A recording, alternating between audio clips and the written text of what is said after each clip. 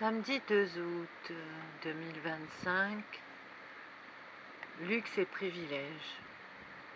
Ce que j'en pense. Il y a deux façons de raisonner, un par la finance ou deux par la philosophie. Par la finance, qu'est-ce qui est le luxe? Ce pouvoir être dans la disposition financière d'obtenir ce que l'on veut. Enfin, c'est pas vraiment du luxe parce que si on obtient ce que l'on veut, c'est une sorte de normalité. Il n'y a rien de luxueux à être dans la norme de sa propre existence. On est simplement dans un luxe par logique. Est-ce que le luxe est un privilège?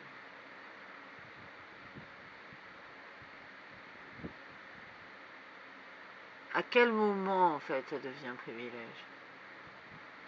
On ne peut pas savoir.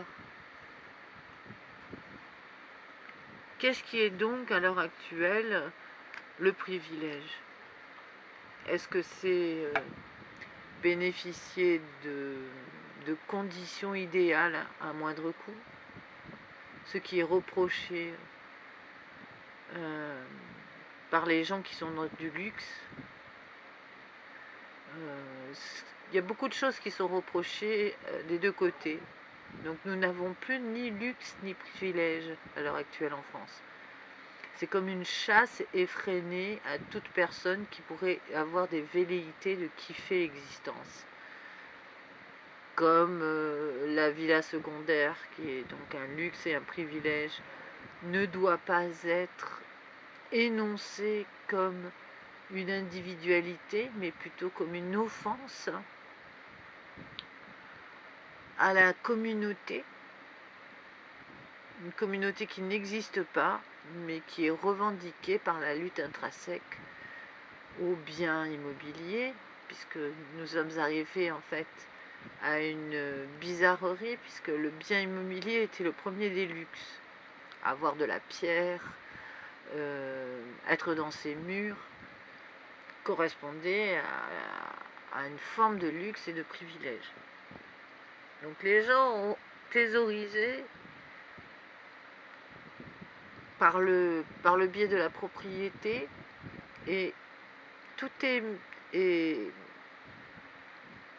mis à mal avec la chasse terrible que mène l'État pour récupérer des fonds d'argent à cause de la dette. Donc ce qui fait que luxe et privilège, on ne sait pas qui est censé claironner son luxe et son privilège par rapport à ce genre de choses, étant donné que presque tout le monde est dépossédé de quelque chose qui pourrait s'avoisiner à être ou du luxe ou du privilège. Donc qu'est-ce que c'est en fait? À quel endroit peut-on se sentir délogé?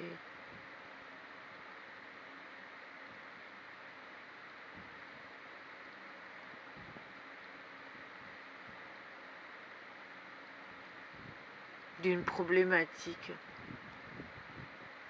à ce sujet. Finalement, on revient à quelque chose de très monacal. Je crois que ce qui est tendu à notre destinée, c'est d'être l'hypraluxe, c'est de ne posséder rien, quoi. De n'avoir absolument rien et de ne posséder rien. Je pense qu'encore une fois, c'est quelque chose qui a été mis sur une table architecte. Parce que le luxe et le privilège, c'est nécessaire. On pense souvent que penser argent, financement, etc., avoir l'aspect mercantile c'est pas quelque chose de très sympathique, mais c'est en fait une des étapes presque nécessaires à la construction de l'individu. Il faut à un moment donné regarder son point en or. C'est comme ça. Je pense que ça doit venir de certaines parties de notre histoire où il fallait considérer que l'or de l'existence devait être la considération aussi de ce qui on est. C'est-à-dire le nombre de pièces d'or qu'on a et la considération aussi de qui on est. Est-ce qu'on en est encore là à être obligé d'être dans son droit à exister avec le nombre de pièces d'or qu'on pourrait représenter, auquel cas ça serait l'Hypralux, mais est-ce qu'on est aussi dans le privilège d'être béni de l'écosystème en appréciant tout l'or de l'existence? Est-ce que c'est un privilège, ça, dans le monde dans lequel on vit? Moi, il m'apparaît que oui. Ce privilège, il est ôté à ceux qui le possèdent par d'autres systèmes comme la nuisance, l'accablement, le mépris, le misérabilisme projeté, parce que quelqu'un qui aime la vie et qui trouve tout l'or de l'existence, qui est privilégié, est un être qui ne prend pas ses responsabilités face à la gravité du monde. Donc finalement, le luxe et le privilège, c'est de pouvoir penser tranquillement chez soi comment réenchanter le monde, comment lui redonner un aspect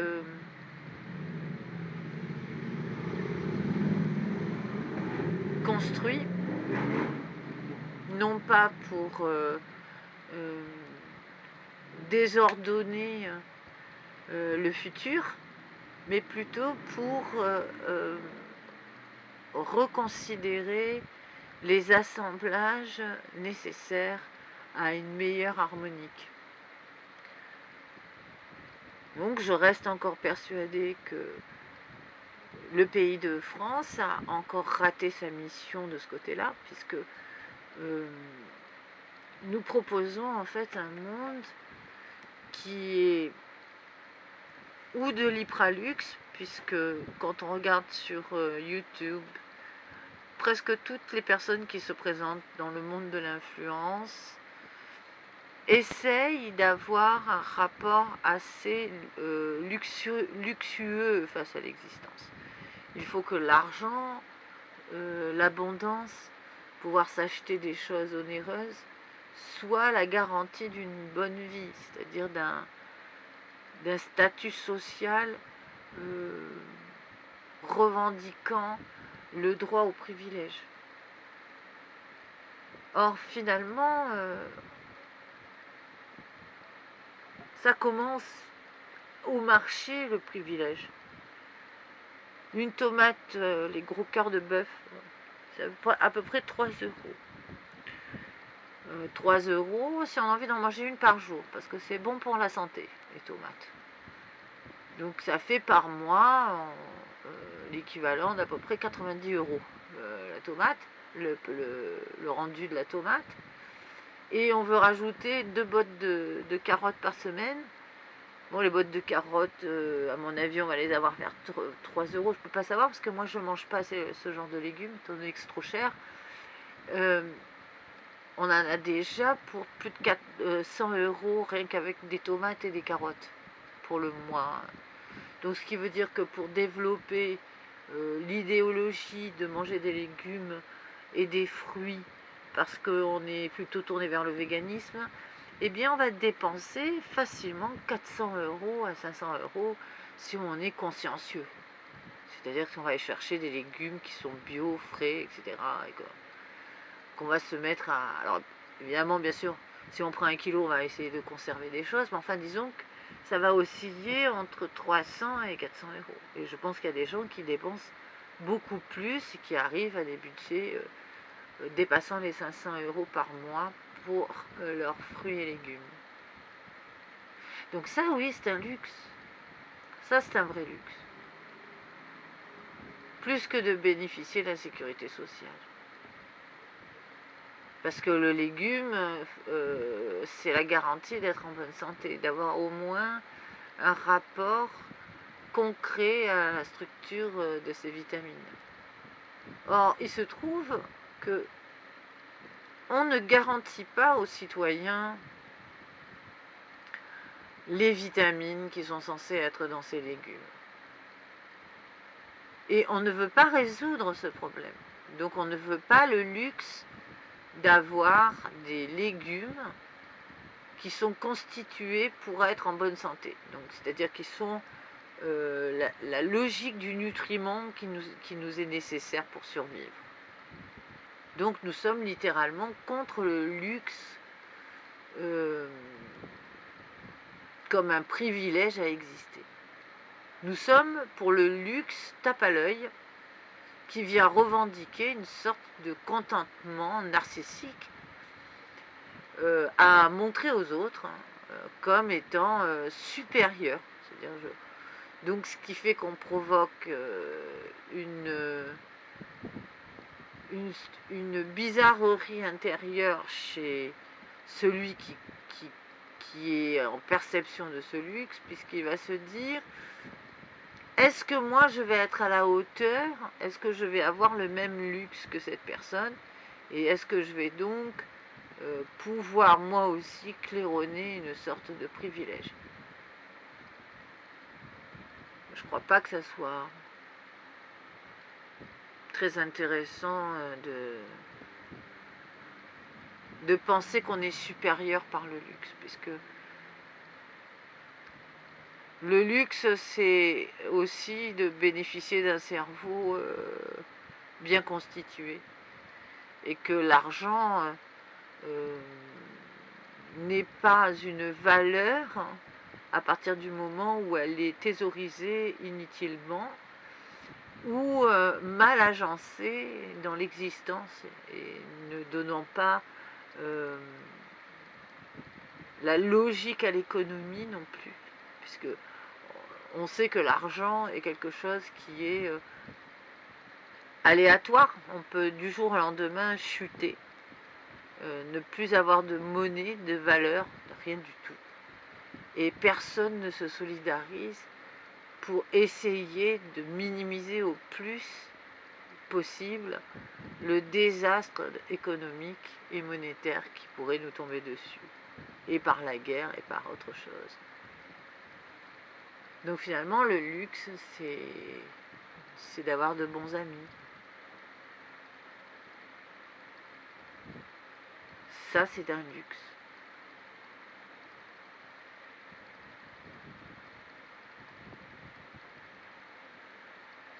Quel est l'autre luxe qui puisse nous contenter, ou le privilège de ne pas être jugé inutile par ses semblables, par exemple.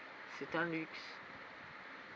De ne pas être insulté par ses semblables, parce que justement il y a une grosse bataille en ce moment sur qu'est-ce qu'est la valeur, qui possède et qui est possédé, puisque la possession est quand même à l'ordre du jour sur presque tous les rangs sociaux. Est-ce que notre France va retrouver son équilibre et donc son côté luxueux aussi, puisque c'est un luxe de vivre en France. Nous avons une sorte d'éthique qui nous met littéralement en privilège.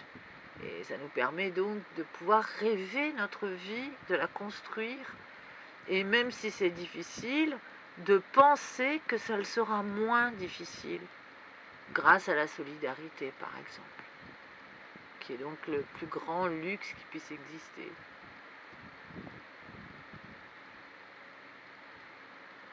Après, aller s'acheter un bijou, bon, c'est vrai que ça donne envie. Encore une fois, il faut bien se congratuler de quelque chose. Si ce n'est par le mariage ou les fiançailles, c'est normal d'être attiré par des choses qui sont luxueuses.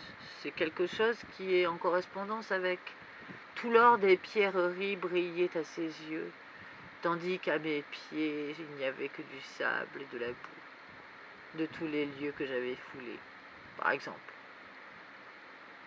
C'est une chanson, She got diamonds in the soles of the shoes. C'est la façon de dire que on est obligé d'avoir une considération du luxe aussi pour se motiver, pour être dans une appréciation d'un parcours. Surtout si on est motivé par une destinée qui implique autre chose que l'ascétisme ou le repli sur une quête mystique ou simplement l'austérité qui est de mainmise. À l'heure actuelle, nous avons un engouement pour l'austérité, mais presque quasi religieux. Tout le monde veut jouer sa partie un peu chiche de l'existence sans énoncer quel est le vrai luxe finalement de ce genre d'existence. Donc ça devient une cause philosophique. Il nous faudrait débattre encore une fois sur le privilège du luxe par rapport à quelque chose qui nous apparaît être l'ineptie. Je ne crois pas qu'on puisse juger une personne qui est fascinée par le faste, l'abondance, le vêtement cher, etc. Parce que, encore une fois, nous sommes tous plus ou moins dans une psychanalyse au travers de notre propre destin.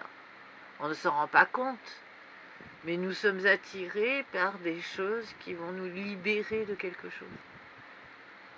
Si c'est d'avoir une grosse bagnole qui nous libère de quelque chose, on va finir par l'obtenir, cette grosse voiture.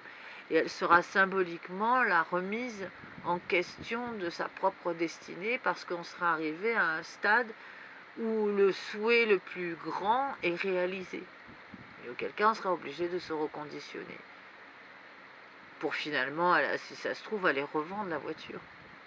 Ce qu'on entend plein de fois, plein de personnes disent oui, moi j'ai acheté des voitures puis je les ai revendues. Mais je suis quand même arrivée à acheter la voiture. Donc finalement, le luxe, c'est d'être honnête avec sa propre vie.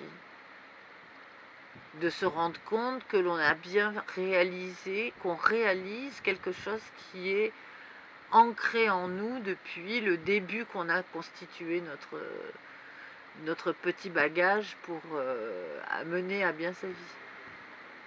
Et est-ce que c'est le luxe de pouvoir le protéger, ce petit bagage? Est-ce que c'est le privilège que de pouvoir apprécier l'existence avec les réels outils qui nous ont été donnés?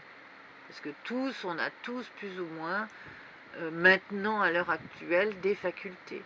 On ne peut pas être interchangeable. Ça, c'est un luxe aussi. Parce que si tout le monde dit à tout le monde, oui, mais si tu ne veux pas, je prendrai quelqu'un d'autre, ça veut dire que l'état de fonction de l'être humain est d'être justement un objet qu'on remplace par un autre.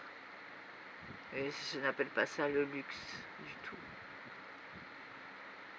C'est un déni de la capacité que chaque être humain possède à être différent. Donc finalement, notre luxe, c'est ça. Mais nous ne le revendiquons pas. Si on le revendique, on apparaît comme quelqu'un qui est en dehors de la réalité. Donc nous sommes maîtrisés à l'heure actuelle par un mouvement qui vient presque foncièrement de la droite. Et on est obligé de faire un peu de politique. Je tiens à préciser que je ne suis pas politique. Je ne suis pas politisée non plus, pour des raisons culturelles. Je sais qu'il y a beaucoup de personnes qui montent au créneau au niveau de la politique pour faire revendiquer des idées et se battre pour un parti. Moi, je ne peux pas, parce que j'ai fait vœu il y a fort longtemps de travailler en tant qu'ethnologue et sur l'humanité, que le premier fonds en fait d'études des hommes donc je ne suis pas politique. Je ne peux pas appartenir à un mouvement politique. J'ai mes idées, mais ce sont des idées qui sont novatrices. Auquel cas, si je devenais politique, il faudrait que je sois un leader. Évidemment, ce n'est pas une proposition que je fais là. Je me sens pas, mais ça serait comme ça. Je ne trouve pas que notre monde politique est assez construit pour être un vrai révélateur du peuple que nous sommes. Pour le moment, nous sommes un peuple de discorde, donc ça ne m'intéresse pas et j'ai pas envie d'avoir même un point de vue là-dessus. D'un point de vue vote, par exemple. Être obligé de me retrouver à voter contre une personne pour en contrer une autre. Donc ça, pour moi, c'est le luxe absolu.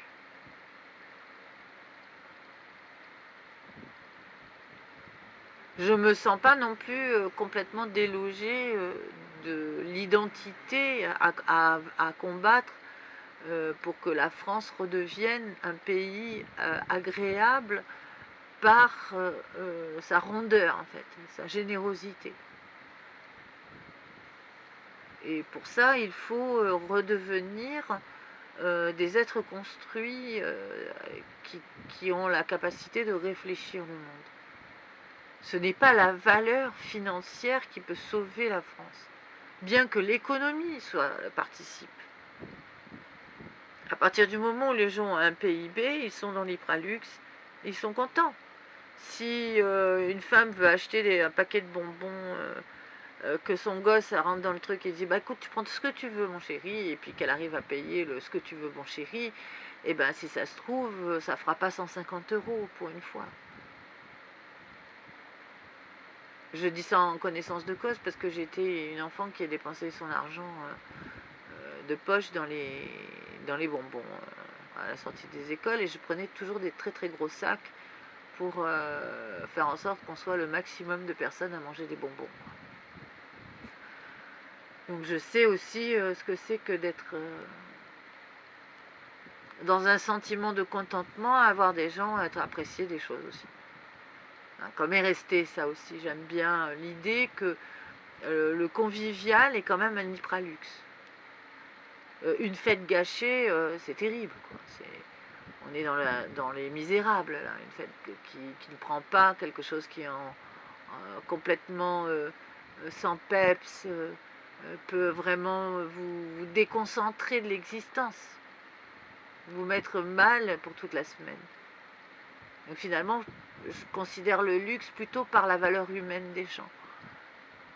Maintenant, encore une fois, si les destins font que l'argent est un moyen, il est évident que ça me paraît un peu idiot que de dire oui, j'ai beaucoup d'argent, mais je vais quand même continuer à mettre un jean que j'achète au puces. Je dis ok, d'accord, c'est un vestige, ce jean acheté au puces, mais moi personnellement, j'en ai vu un qui a été fait par Versace, et il m'intéresse celui-là, le jean. Parce que déjà, il sera sur mesure et que j'aurai pas l'impression d'être une pouffe dans un jean. Étant donné que les tailles ont énormément changé, c'est tellement difficile d'avoir un vêtement qui vous va que finalement, c'est vraiment carrément du luxe que de pouvoir se sentir bien dans ses affaires.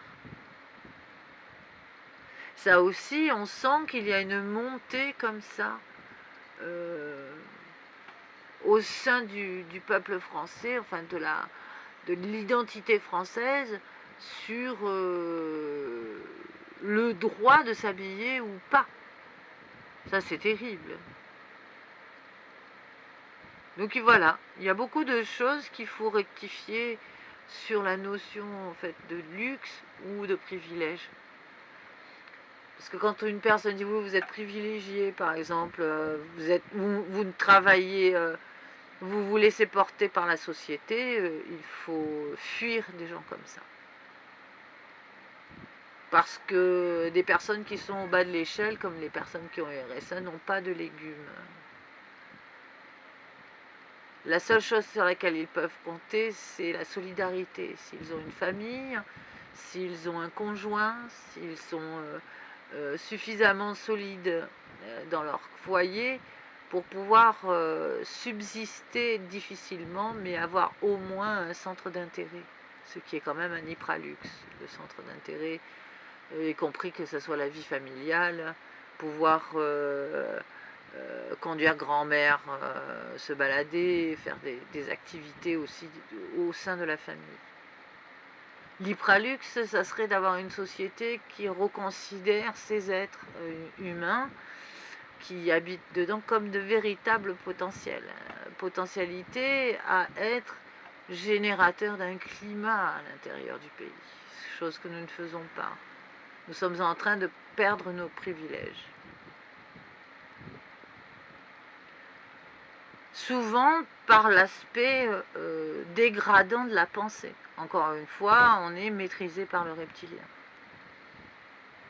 Je vais emmerder tout le monde avec ce reptilien et ce limbique et le néocortex parce que c'est une vérité.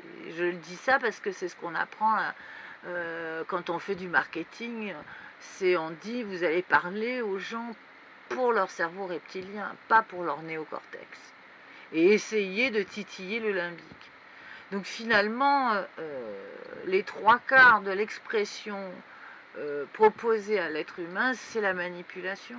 Et donc finalement, le luxe, c'est de pouvoir être libre dans son esprit aussi, de savoir discerner correctement ce qui est issu d'un ordre qu'on nous impose et que l'ordre soit principalement une orchestration du désordre. Donc finalement, c'est un peu ça. Le luxe, c'est donc d'être éduqué.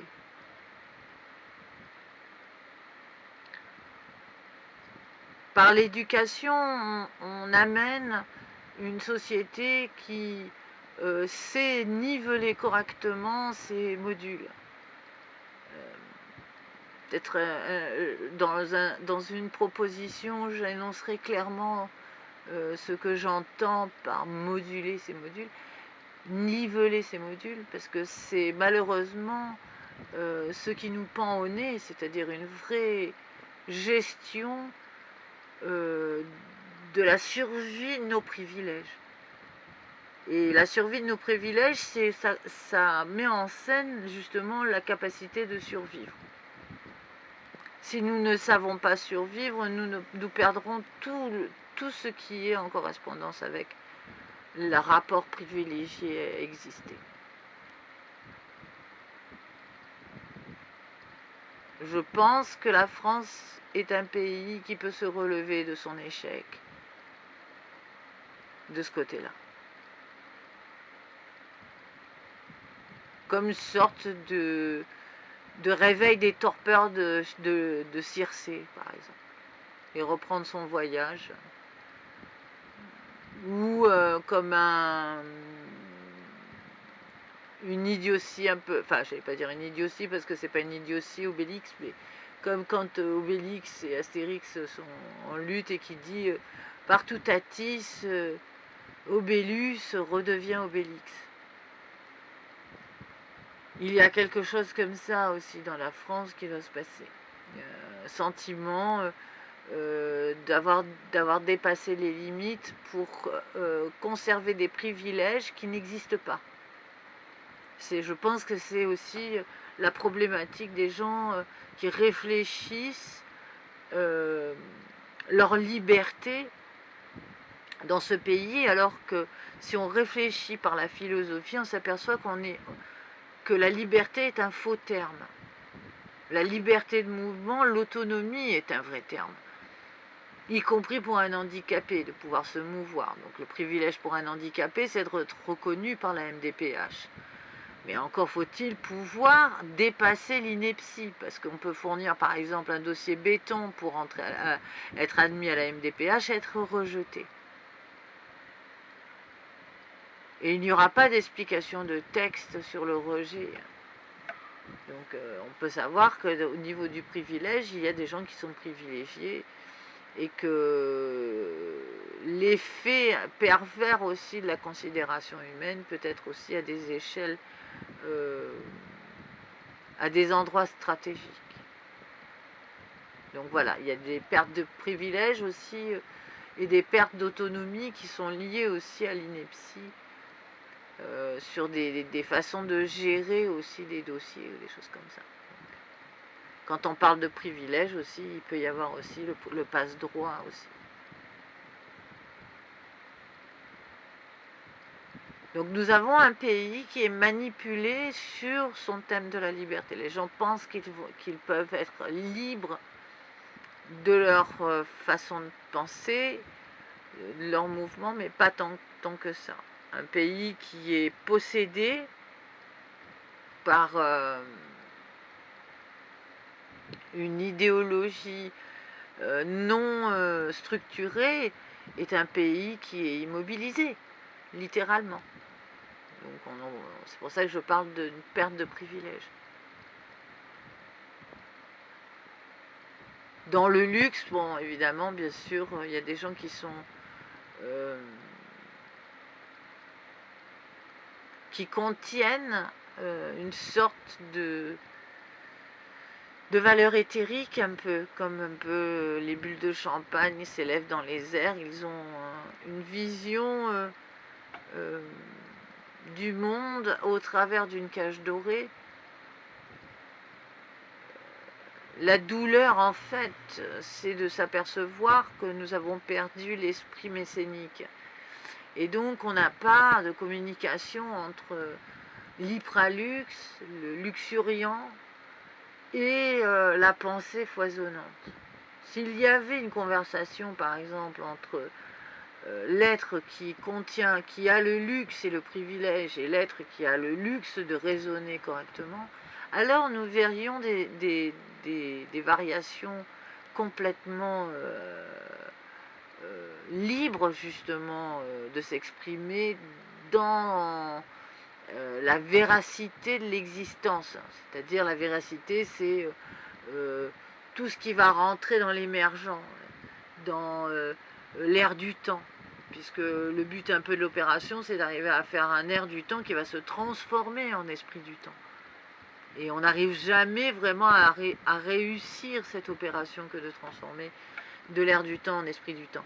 Et on ne sait jamais sur quoi danser finalement. Quel est l'air de la musique qui va nous correspondre le mieux. Donc voilà, le luxe, c'est d'être réveillé, de savoir construire quelque chose,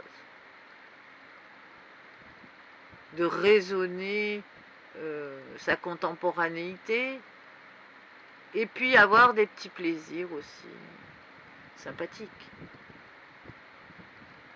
Ne plus être dans la nuisance absolue d'un monde qui déprime, et d'être comme ça happé par ce même monde vers la dépression et l'immobilisme.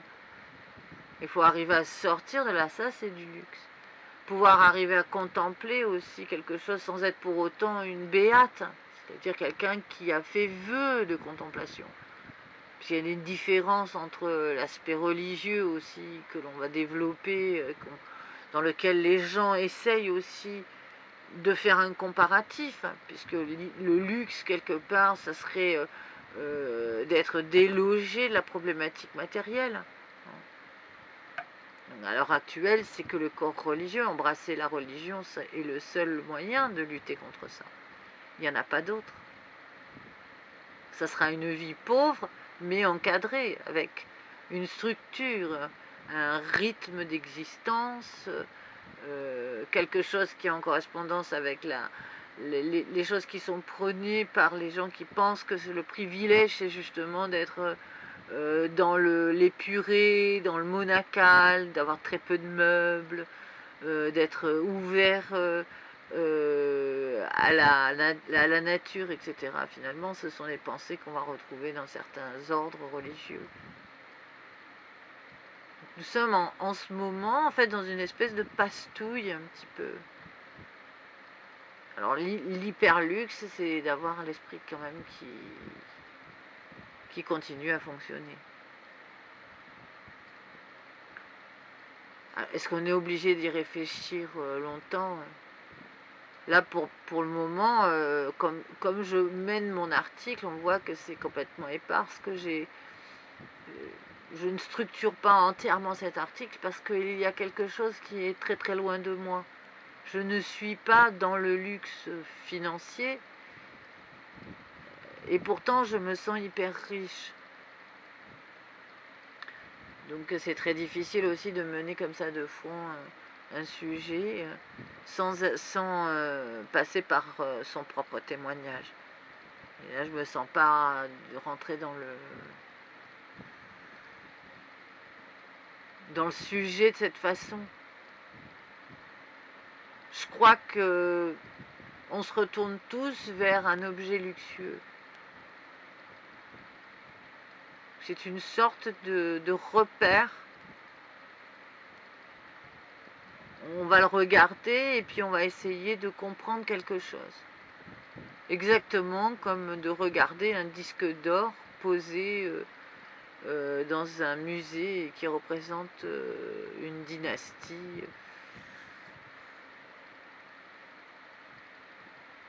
pharaonique, par exemple. Il y a quelque chose qui est gravé dans l'or, il faut l'accepter. L'or est un métal qui est troublant pour ça.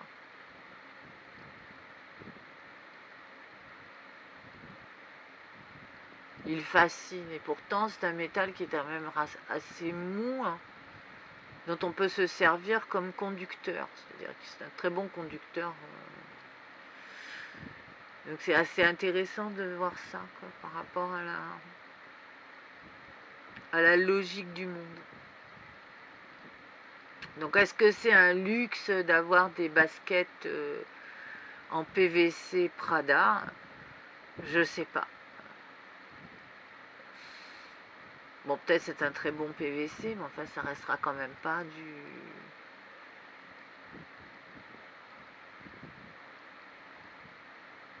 Je crois qu'il y a quelque chose qu'il faut redistinguer. On ne peut pas s'approprier une image comme ce qu'a fait par exemple les fashion en faisant du street pour être dans la modernité, parce que la modernité n'existe plus depuis fort longtemps. Nous ne sommes pas happés par la modernité. Nous sommes happés par la tendance de clan. Ça n'a rien à voir avec la modernité. Donc c'est pour ça qu'on ne peut pas parler de luxe et privilège alors que tout est défini comme quelque chose de sectarisé.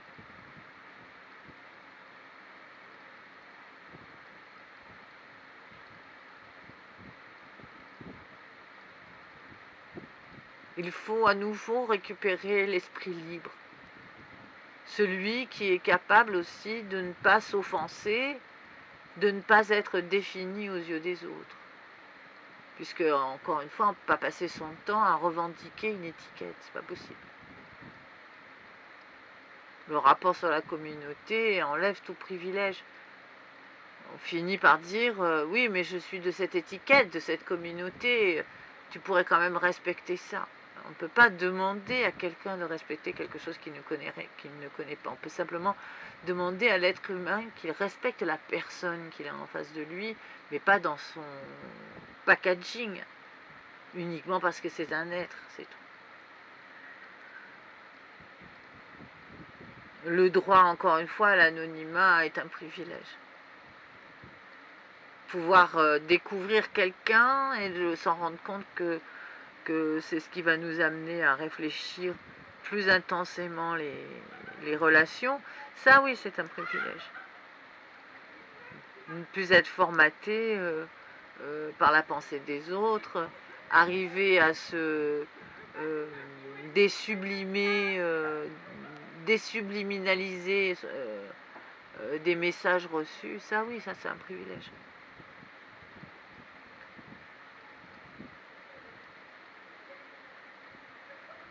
Il y a des choses aussi qui sont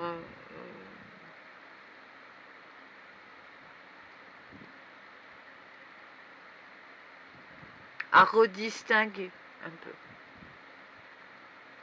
On ne peut pas, par exemple, penser que le monde et la réussite du monde et l'aspect financier qui en découle.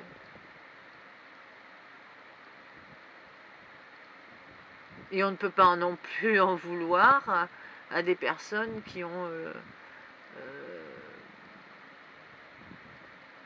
pas grand-chose pour vivre, mais qui ont le privilège d'être heureux.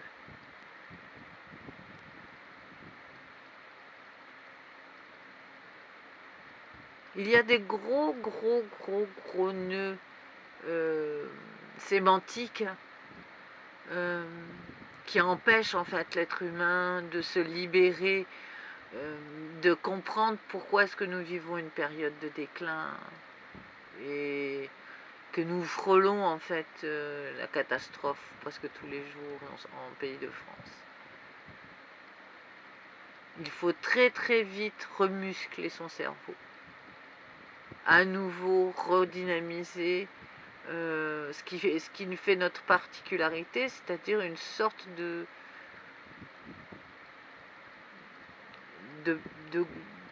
personnes assez chargées en caractère.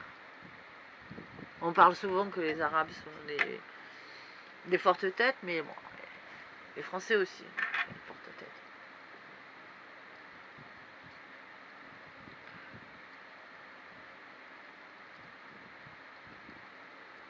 Alors, luxe et privilège, ouais. Peut-être on pourra en reparler quand les gens se sentiront légitimés dans leur existence. Pour cela, il faut qu'il y ait encore une fois cette révolution liée à l'évolution, non pas par le déclin, mais par la réalisation d'œuvres contemporaines. Ces œuvres contemporaines sont la nécessité à l'heure actuelle.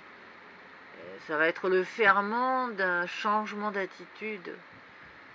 Et là, nous pourrons, à ce moment-là, nous interroger réellement sur le privilège, puisque en étant contenté, finalement, on sait qu'en ayant bien mangé une bonne soupe, et que avec le sentiment que la destinée est à nouveau à disposition. Alors oui, on pourra parler de luxe et de privilège et savoir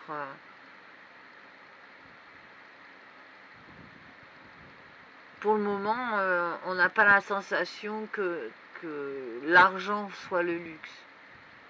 C'est simplement un moyen de vivre un petit peu mieux. Mais on ne peut pas parler d'un luxe complètement. Sinon, il faut rester vraiment dans ce qu'on appelle le déballage marketing. C'est un objet de luxe, etc. Vous avez une carte privilège, un chauffeur viendra vous chercher, vous fera faire le tour du pâté de maison, ce genre de choses. Quoi. Ou alors le privilège d'avoir une réduction ou la livraison à domicile gratuite ou d'être livré, ce qui est maintenant carrément une sorte de très grand luxe, étant donné qu'il y a énormément de commandes qui n'arrivent pas. Voilà, j'ai été un peu caustique là, pour le coup. C'est vrai qu'on est au mois d'août 2025. J'espère que certaines personnes ont quelques vacances. Voilà, ça c'est un luxe. Hein. Surtout d'arriver à aimer ses vacances. Hein.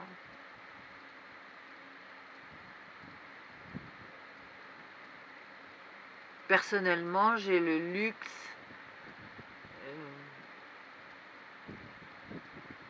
d'avoir une recherche passionnante dans différents domaines. Donc, je m'estime être une personne privilégiée à cause de ça. Ça sera le mot de la fin, mais est-ce que j'en pense est à débattre. Alors évidemment, finalement, cette proposition de débat, peut-être ça sera intéressant de l'amener avec, d'amener ce qu'on appelle le tiroir à caisse, hein. C'est-à-dire de développer plutôt sur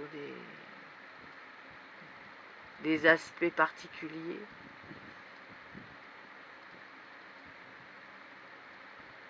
Je pense que j'ai bien énoncé correctement ma pensée, en tout cas.